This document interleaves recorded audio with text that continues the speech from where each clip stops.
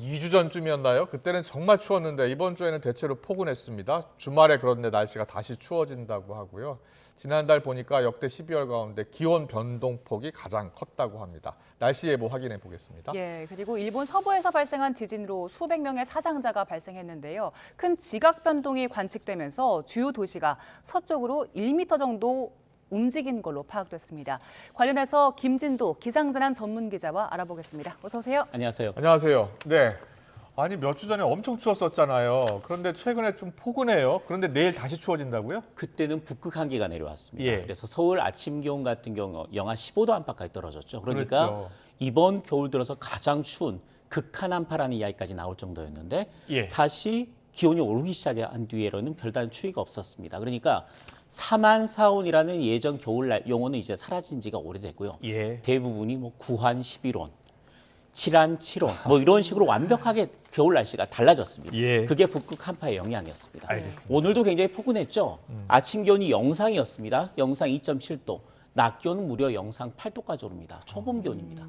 그런데 내일 토요일이 절기상 1년 중 가장 춥다는 소환입니다. 예. 네. 내일 아침에는 기온이 영하 4도, 오늘보다 7도가량 떨어지죠. 낮 기온도 4도 정도 떨어집니다. 그리고 일요일에는 아침 기온과 낮 기온 모두 영하권에 머물고요. 다음 주 월요일 첫 출근길에는 서울 아침 기온이 영하 10도까지 떨어집니다. 그러니까 1월 들어서 가장 추운 날씨가 일요일과 월요일 사이에 찾아온다고 보시면 됩니다. 네. 다시 추워지는 날씨고요. 화요일에는 기온이 조금 오르지만 이렇게 추워졌다가 기온이 오르면 어떤 현상이 나타납니까? 눈이 내립니다. 서울에도 내륙에도 눈이 내릴 수 있다는 점은 꼭 염두에 두시고 주말 계획 세우시기 바랍니다. 네, 내일이 절기상 소환이잖아요. 네. 소환이 겨울 중에 가장 추운 날씨인데 이번엔 그렇게 춥지는 않는 것 같네요. 소환 추위에 대한 속담들이 여러 가지가 있습니다. 뭐 대안이 소환 집에 놀러 왔다 얼어 죽는다라는 예, 예. 이야기도 있고요. 또 소환에 얼었던 얼음이 대안 때 녹는다라는 이야기도 있을 정도로 소환 추위가 대안 추위보다 훨씬 강했던 게 사실입니다. 왜냐하면 소환은 1월 초에 있고요. 대한은 2월 초에 있습니다. 1월이 1년 중 가장 추운 시기였기 때문에 그런 속담들이 나왔던 거죠. 근데 보시면 아시다시피 기온 자체가 그렇게 떨어지진 않았습니다. 예. 네. 이게 온난화의 영향 그리고 북극 한파의 영향이 겹치기 때문인데 소환이 예년보다는 덜 추워지고 대안이 오히려 예년보다는 조금 추워지는 추세로 바뀌고 있는 게 2000년도 이후의 날씨입니다. 그렇군요. 2000년대 이후의 날씨를 한번 소환과 대안의 기온을 살펴봤거든요. 예. 2000년부터 2023년까지 기온을 쭉 분석을 해보니까 소환 때 전국 평균 기온이 영하권인 날이 13일이었습니다. 그런데 대안은 전국 평균 기온이 영하권으로 떨어진 게 10일이었습니다. 예. 소환이 여전히 더 춥긴 하지만 그 격차가 상당히 줄어들고 있다. 그러니까 소환 추위도 예년보다는 좀 덜하고 대안 추위가 북극 한파가 내려오는 동안에는 2월에도 추울 수 있다. 이런 걸 여실히 보여주는 과거와 완전히 달라진 겨울 날씨를 최근의 날씨들이 지시하고 있습니다. 네. 기상청은 1월 중순 이후 1월 말을 어떻게 예보하고 있어요? 1월 중순 이후 1월 말 같은 경우에는 현재까지는 예. 큰 추위 없습니다. 그러니까 이렇게 한 차례 영하 10도의 한파가 지나간 뒤로는 그렇게까지 추워지는 않는다. 아, 그래요? 그 아침 기온은 예. 영하권, 낮 기온은 영상권으로 오르내리는 예년의 겨울보다 조금 더 포근한 날씨가 이어질 것으로 보고 있고 북극 한파가 또 한 차례 내려올 가능성은 조금 낮은 것으로 예보를 하고 있습니다. 알겠습니다. 네, 저희 자리를 좀 이동해서 네. 얘기를 이어가 보죠. 이제 겨울이 2달 정도 남았잖아요. 네네. 앞으로 겨울 날씨는 어떻게 예측되고 있습니까? 그러니까 겨울 날씨를 예측할 수 있는 게 기상청이 발표하는 3개월 예보를 기반으로 1개월마다 또 예보를 냅니다. 그래서 기상청이 마침 1개월 예보를 냈습니다. 보시죠. 이게 어떤 내용이냐면요. 평년 기온입니다. 이게 평균 기온입니다. 평년보다 낮을 확률, 평년과 비슷할 확률, 예. 평년보다 높은 확률을 보여주는 겁니다. 그럼 보시면 자 1월 15일부터 2월 14일까지입니다. 네. 앞으로 1개월 동안 자 초반에는요 평년과 비슷하거나 조금 높을 확률이 높습니다. 그렇네요. 두 번째 주에도 평년과 비슷하거나 조금 높습니다. 세 번째는 평년과 비슷하고요. 네 번째는 평년보다 높습니다. 그러니까 앞으로 2월 14일 정도까지는 예년과 비슷하거나 조금 높은 기온, 그러니까 극한 한파는 없다라는 걸 지시를 하고 있습니다. 1개월 예보 내용대로 날씨가 된다면 영하 10도 이후 그러니까 소환 때 찾아온 그 한파 이후에는 영하 10도까지 서울 기온이 떨어지는 아주 강력한 한파는 없을 가능성이 더 높다. 오히려 예년과 비슷한 추위거나 조금 더 포근한 겨울 날씨가 2월 상순까지는 이어지겠다라는 게 기상청의 일개월예보입니다. 알겠습니다. 자, 겨울철 예보까지 좀 살펴봤고, 그리고 김진두 기자가 출연할 때마다 우리 겨울철 도로 위의 살얼음 조심해야 네. 된다라고 네네. 이야기하셨잖아요. 맞습니다. 세종시에서 큰 사고가 났어요. 보통 도로 살얼음이라는 거는 비가 내리거나 눈이 내렸다가 낮 동안 영상으로 기온이 오르면 녹았다가 네. 밤에 다시 얼면서 나타나는 현상입니다. 잘 보이지가 않습니다. 도로가 검었기 때문에 예. 검은색이 가려져서 잘 보이지가 않는데 얼음이죠. 그러니까 도로 위에 얼음이 생긴 그러니까요. 거죠. 예. 그런데 눈에 잘 보이지 않기 때문에 평소대로 속도를 높여 지나거나 또는 급제동을 했을 경우 미끄러지면서 사고가 발생합니다. 예, 예. 그런데 세종시에서 나타난 사고는 비와 눈이 아니었습니다. 안개였습니다. 짙은 안개가 끼면 안개도 물방울입니다. 예. 그런 물방울들이 도로에 맺히게 되고요. 그렇군요. 그러면서 기온이 영하권으로 떨어지면 살얼음으로 변하게 되는 거죠. 예. 비나 눈이 안 왔기 때문에 방심을 하고 지나다가 안개가 낀 상황에서 급제동을 밟았을 때 똑같이 살얼음이 꼈기 때문에 미끄러지는 현상이 아침에 나타나는 보통 겁니다. 이슬 가끔 맺히잖아요. 그렇습니다. 예. 그러니까 비나 눈이 아니라 예. 아침에 짙은 안개가 낀 지역을 지나가고 기온이 영하권일 때는 도로 살얼음을 명백하게 굉장히 중요하게 생각하고 주의를 기울여야 합니다. 네, 알겠습니다. 겨울에는 일단 아침에 차를 가지고 나가신다면 무조건 조심하셔야 되는 비, 눈 거네요. 조심하셔야 예. 되고 방금 말씀드렸듯이 안개 낀 날 안개까지. 주의하셔야 되겠고요. 이런 날에는 우선은 안전거리는 평소의 2배, 네. 그리고 속도는 절반으로 줄여서 운전하시는 게 가장 좋고요. 네.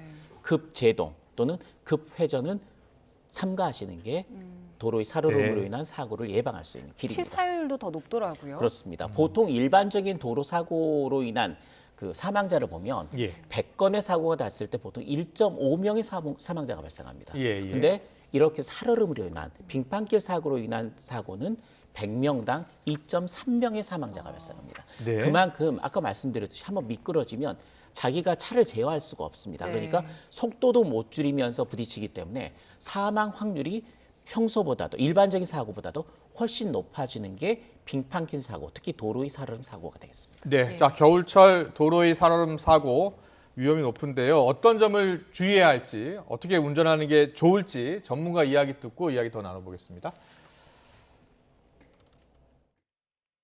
급제동을 하면 안 됩니다.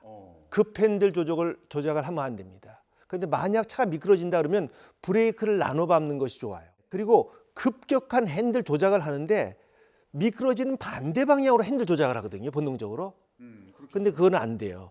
미끄러지는 반대 방향이 아니라 그대로 그 방향으로 핸들을 두고 브레이크를 나눠 밟는 것이 그래도 가장 좀 제어하기가 쉽고.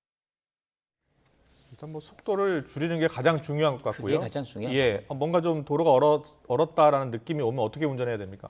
우선은 아까 말씀드렸듯이 안전거리는 앞차와의 안전거리는 예, 확보를 2배, 해야 되고, 그리고 예. 속도는 절반으로 줄여야 합니다. 정말 줄이고 그렇죠. 브레이크를 어떻게 밟으라고요? 브레이크는 만일에 제동하게 될 경우도 깊게 밟는 게 아니고요. 예. 나눠서 나누어서 밟아주는 그러니까 밟는다. 나눠서 밟아주는 게 가장 중요한 도로의 살얼음으로 일어난 미끄럼 사고를 막는 방법. 네. 그리고 도로 위 살얼음이 특히 더 잘 어는 더 위험한 지역들도 있나요? 그렇습니다. 일반적인 도로보다도 이 도로의 살얼음이 방심할 수 있는 굉장히 중요한 그 상황이 뭐냐면요. 터널 진입로, 출입로입니다. 그러니까 터널 내부에는 기본적으로 눈이나 얼음이 올 조건이 안 되거든요. 네. 근데 터널에 들어가기 전에는 얼음이 올 가능성이 높고요. 특히 터널 지나간 뒤에 나가는 경우에 출입구 쪽에가 굉장히 위험한 상황입니다. 그렇군요. 그리고 예. 교량 위, 그러니까 다리 위가 굉장히 또 위험한 상황이고요. 네. 그리고 마지막으로는 주변에 호수나 강이 있는 지점에서는 굉장히 주의를 해야 됩니다. 네. 습기가 높아지기 때문에 살얼음이 비나 눈이 오지 않더라도 만들어질 가능성이 굉장히 높습니다. 알겠습니다.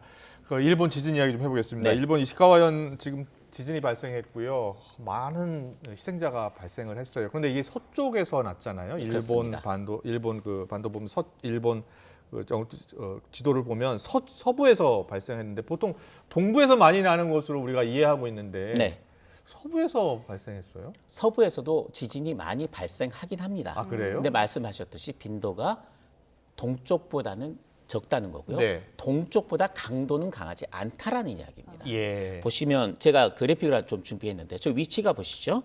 위치가 이시카와현 바로 붙은 지역에서 나타났습니다. 보시면 여기가 노토 반도고요. 예. 이 주변이 이시카와현입니다. 예. 그런데 이 상황에서 지진이 났기 때문에 내륙에서 굉장히 가까운 해안선 정도에서 났다고 보시면 됩니다. 네, 네. 그런 상태이기 때문에 이 주변에 흔들림으로 인한 피해가 굉장히 컸고요. 지진 해일보다도 지진의 충격으로 인한 피해가 훨씬 컸습니다. 예. 근데 보시면 아시다시피 이 주변은 대부분 여러 4개 정도의 판이 겹쳐 있는 지역입니다. 일본 지역은 기본적으로 규모 9.0의 지진이 난 지역 같은 경우는 태평양판과 오츠코의 판이 부딪히는 경계 부분에서 났고요. 예. 또 대부분의 도쿄나 규슈 쪽에서 나는 지진 같은 경우도 판과 판의 경계입니다. 그런데 이번에 난 지역도 보시면 유라시아 판과 오츠케 판의 경계 부위에서 에너지가 계속 쌓이면서 이렇게 규모 7.6이라는 강진이 났고 특히 해안가에서 가까운 지역에서 나면서 시설물 피해가 굉장히 컸고요. 예. 해일 피해보다는 진동으로 인한 피해가 훨씬 컸던 게 이번 이시카현 지진입니다. 네, 이 같은 지역에 83년도에도 큰 지진이 났었더라고요. 83년도에도 지진이 났고요. 예. 10년 뒤 93년도에도 지진이 났습니다. 83년도의 지진은 규모가 7.7, 그리고 93년도의 지진은 규모가 7.8이었습니다. 예. 규모 7.8의 지진이 났던 상황을 제가 그래픽을 하나 준비했는데 네. 잠깐 보실까요? 이게 규모 7.8의 지진이 일어났을 때 어떤 식으로 이 주변에서 지진 해일이 발생했는지를 보여주는 겁니다. 아, 지진 해일이 지금 이렇게 확산이 되고 있는 상태예요. 예. 그렇네요. 우리나라 동해안 쪽에 속초에서 이때는 높이가 276cm, 그러니까 2m 76cm에 3m에 육박하는 해일이 일어서 피해가 컸습니다. 아, 그런 적이 사망자도 있었군요. 발생했습니다. 예, 예. 그러니까 이번에는 규모 7.6이었죠. 네. 네. 이때는 7.8입니다. 예. 0.2 차이잖아요. 예. 네, 0.2 차이는 에너지가 2배입니다. 그러니까 그렇군요. 예. 1993년도에는 2배 정도, 이번에 일어난 지진은 2배 정도의 에너지로 지진이 일어났고 예. 그 여파로 굉장히 강력한 해일이 우리나라 동해안에 몰려들면서 3m 가까운 지진 해일로 인해서 동해안에 피해가 속출했다. 예. 이렇게 보시면 되고요. 그렇군요. 이번에 7.6인데 해안가가 약간 해안 쪽이 아니라 해안가에 바짝 붙어서 발생을 했고 네네. 규모는 7.6이었다. 93년도 지진에 비해서는 0.2가 작았기 때문에 절반 정도 에너지가 줄었고 아. 예. 그래서 우리나라에서 관측된 게 85cm의 지진 해일이 관측이 된 겁니다. 그렇군요. 7.6과 7.8의 에너지 차이가 2배라니까 0.2 예. 날 때마다 2배씩 늘어납니다. 알겠습니다. 그런데 그 일본 그 당국 발표 보니까 네. 도시가 서쪽으로 좀 이동을 했대요. 해안가 쪽에서 발생을 했고요. 해안가 아까 말씀드렸듯이 쪽으로요? 예. 해안가에서 거의 붙은 상태에서 발생을 했고 네. 이 상태에서 규모 7.6의 굉장히 강력한 지진 때문에 약간 움직였다라고 보는 거고요. 아, 움직였다. 과거에 가장 중요한 게 규모 9.0의 동일본 대지진, 역사상 가장 강한 예. 지진입니다. 내륙이 아니라 해양에서 발생했죠. 해저에서 발생했죠. 예, 예. 이때는 일본 전체가 우리나라 쪽으로 2cm 정도가 움직였습니다. 그랬군요. 이렇게 예. 큰 지각이 2cm로 움직였다라는 거는 2cm가 작아 보이지만 예. 우리나라에는 굉장히 강한 에너지를 줬고요. 네. 2011년도에 동일본 대지진이 일어났거든요. 예. 그 이후에 우리나라에도 갑자기 강한 에너지가 가해지고 그 전에 축적된 에너지들이 더해지면서 2016년에 경주 지진으로 5.8 그리고 2017년에 5.4의 포항 지진이 일어났습니다. 그러니까 우리나라도 동일본 대지진의 여파로 인해서 우리나라에도 2차례 큰 지진이 일어났다. 이렇게 보시면 됩니다. 그렇군요. 예. 예. 여러 가지 분석이 있더라고요. 이번 지진이 본진이 아니라 네. 어떤 더 큰 지진의 전조다, 아니다, 이게 본진이고 뒤에 여진이 계속 이어질 것이다, 이런 분석도 있던데 어떻습니까? 2019년 아까 말씀드린 1993년도에 7.8의 지진이 있었습니다. 예. 그 뒤로는 이 지역에도 지진이 나긴 했지만 규모 7 이상의 지진이 발생하지는 않았습니다. 네, 그런데 한 2018년 정도부터 해서 그 지역에 규모 6 정도, 5가 넘는 지진이 자주 발생했거든요. 예. 그래서 일본 연구진들이 분석을 했습니다. 그랬더니 이 지역에서 곧 규모 7 이상의 강진이 발생할 확률이 높다라고 발표를 했고요. 예. 그게 실제로 4년 뒤에서 5년 뒤에 이렇게 발생을 한 겁니다. 네. 규모 7.6이었죠. 이 지역은 일본 동쪽보다는 에너지가 그래도 많이 쌓이긴 합니다만은 동쪽보다는 에너지가 더 많이 쌓이는 지역은 아닙니다. 예, 따라서 규모 7.6이라면 본진으로 충분하고요. 이렇게 또 에너지가 풀렸기 때문에 당분간은 규모 7을 넘는 지진이 발생하기는 상당히 확률은 좀 낮아질 겁니다. 그렇군요. 그러니까 예. 이게 본진이 아니라 전진이다라고 하는 거는 조금 넌센스고 좀 더 예. 상황을 지켜봐야 되지만 확률은 좀 낮다라고 말씀드릴 수 그렇군요. 있습니다. 마지막으로요. 자, 일단 그리고 강력한 지진이었고요. 네. 그 지진의 여파로 혹시 우리나라 지각에도 좀 영향을 미치는 것 아니냐.